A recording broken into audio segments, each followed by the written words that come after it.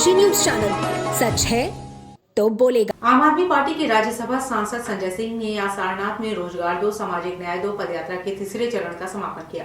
पदयात्रा का शुभारंभ 16 जनवरी को मिर्जापुर के शहीद उद्यान से हुआ था और इसका समापन आज काशी के सारनाथ में हुआ। संजय सिंह ने कहा, पदयात्रा की सफलता का अंदाजा इस बात से लगाया जा सकता है कि रास्ते भर गरीब मजदूर, बुनकर, नौजवान, शिक्षक भर्ती में गड़बड़ी के शिकार लोग, रोजगार सेवक और अन्य वर्गों का जबरदस्त समर्थन मिला।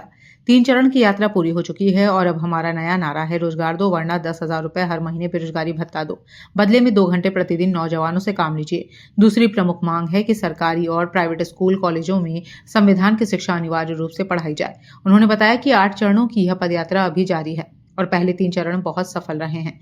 यात्रा के दौरान लोगों ने कई स्थानीय मुद्दे भी उठाए, जैसे दाल मंडी का मुद्दा, मणिकर्णिका घाट का मामला जिसमें उनके खिलाफ FIR हुई है और अन्य स्थानीय समस्याएं।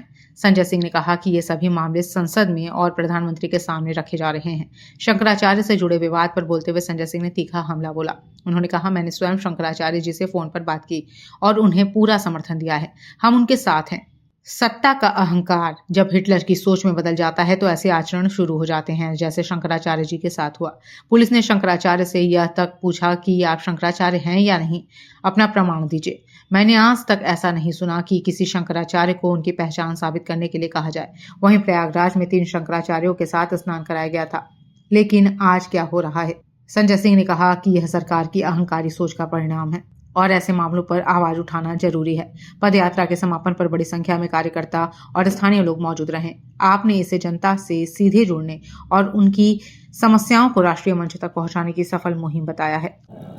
देखिए, उनके समर्थन में जो और शंकराचार्य हैं वो भी आए हैं, तमाम धार्मिक संगठनों के लोग आए हैं, तमाम राजनीतिक संगठनों के लोग आए हैं। तो बीजेपी के अंदर से भी स्वर उठ रहे हैं उनके खिलाफ जो कृत्य किया गया उसको लेकर।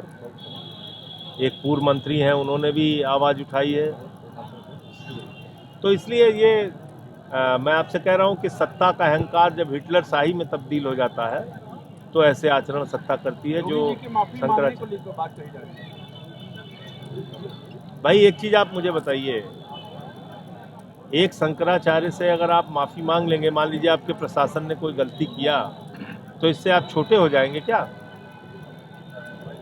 आप हिंदुत्व के रक्षक कहते हैं अपने आप को, तो अगर मान लीजिए एक शंकराचार्य के साथ अपमानजनक उनके बटुकों को, शिष्यों को चोटी पकड़ पकड़ के घसीट के मारा गया, तो आप अगर उस पर उनसे माफ़ी मांग लेंगे तो इससे आप छोटे हो जाएंगे क्या?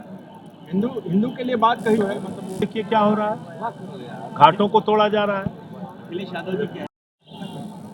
तो इसलिए ये जानबूझ के अपमानित करने की कोशिश है, क्योंकि उन्होंने कुंभ की भगदड़ में जो लोगों की मौतें हुई थी वो मामला उठाया, क्योंकि उन्होंने गौ हत्या बंद करने की बात लगातार कही है। तो इसलिए मुझे लगता है कि जो कुछ भी उनके साथ हुआ उसको लोग देख रहे हैं, लोग दुखी हैं इस बात से। कालने में बता रहा है मुख्यमंत्री, मणिकर्णिका घाट तो तोड़ डाला है, वहाँ क्या जाना है अब?